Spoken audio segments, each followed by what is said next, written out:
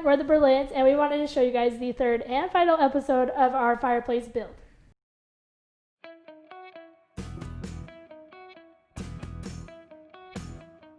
Make sure that you hit the subscribe button so that way you can get more videos from us on helpful tips on building and tools and finished products like this.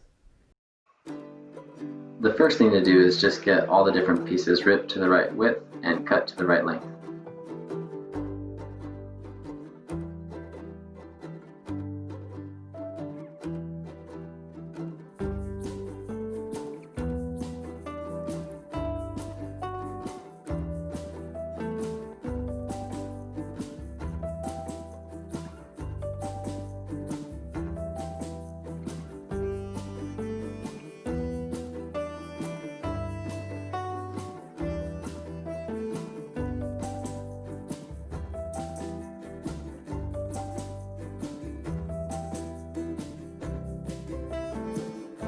Where the two side pieces are meeting up, I did them at a 45-degree angle. I wasn't sure if my wife wanted a trim piece on there or not at that point, so I did the 45 just to be safe. But you can do a simple butt joint here if you're going to do those trim pieces.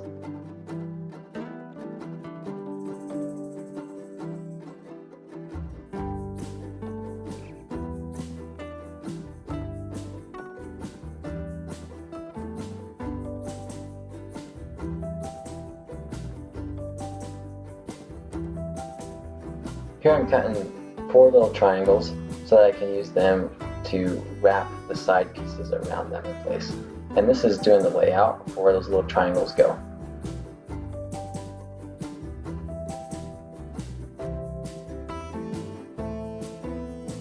When you're putting these on, make sure you use a lot of glue. I'm using a Type On 3 here. It's my favorite glue. It's super durable. I like it better than Type On 1 and 2 just because it's number 3. And it's waterproof and it's ready for exterior use. Not that this is going outside, but why not overbuild? So here you can see I'm attaching those side pieces to the bottom piece by nailing them into those little triangles.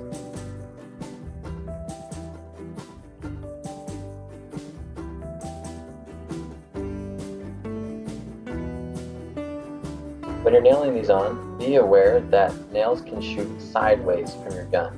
That's why I've got the nail gun turned on its side. That way, if the nail was to blow out, it would blow out inside of the wood, and I wouldn't have to worry about trying to fix that later.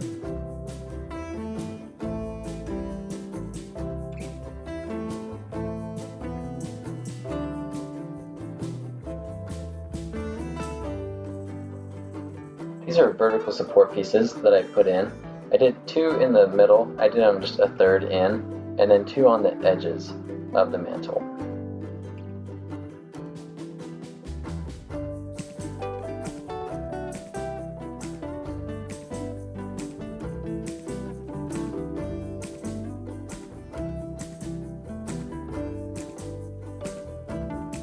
Next step was just sliding the top into place.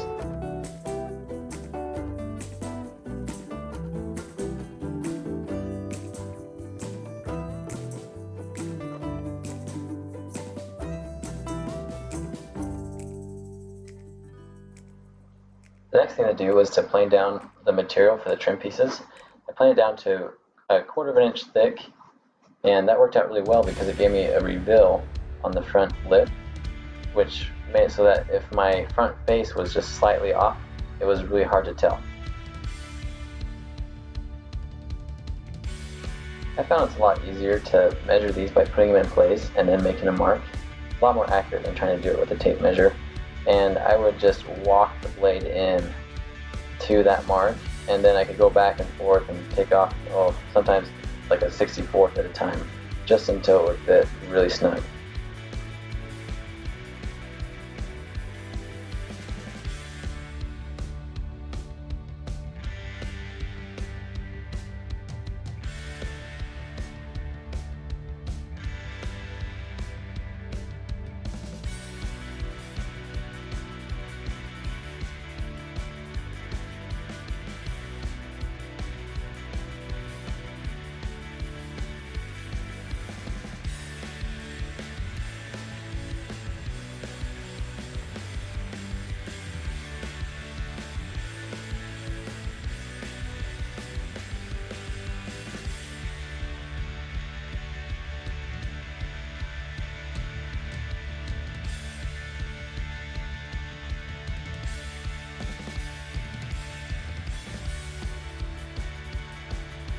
Now for the moment everybody's been waiting for, sanding.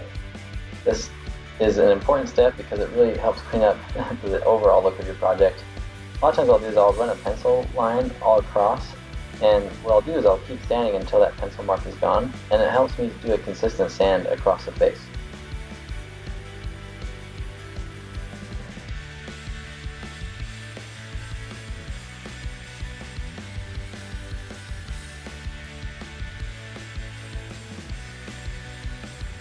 With the sanding all done, it was time to start staining.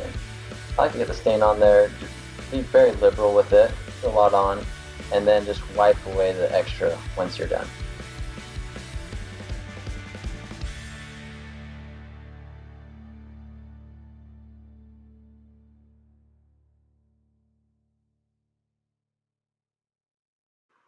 After staining, it's time for the finish. We used a wipe-on poly because of the nice natural look and feel that it gives. And once you've got that all ready, this is me finding the location of where to hang the mantle. So I went up from the floor to the height that we wanted it at, and now I'm just finding my center point. And one easy way to mount your board is to mark the center on the cleat, and then just line it up with your center mark on your wall. And I'm just tacking it in with one screw, and then after I had that one screw on, it was a lot easier to find level with it holding itself onto the wall.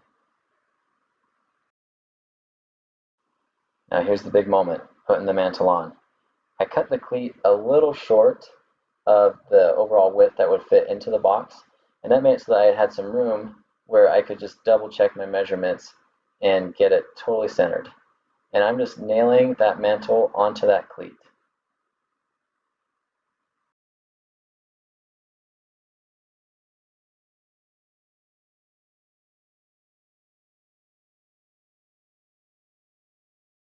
And there you have it, one mantle. Thanks for watching, everyone. If you have questions, please comment below, and he will get back to you. I don't know much about how he did this. I just designed it, but he will answer any questions you have, and subscribe for more videos like this. Make sure you hit that like button, and have a good one.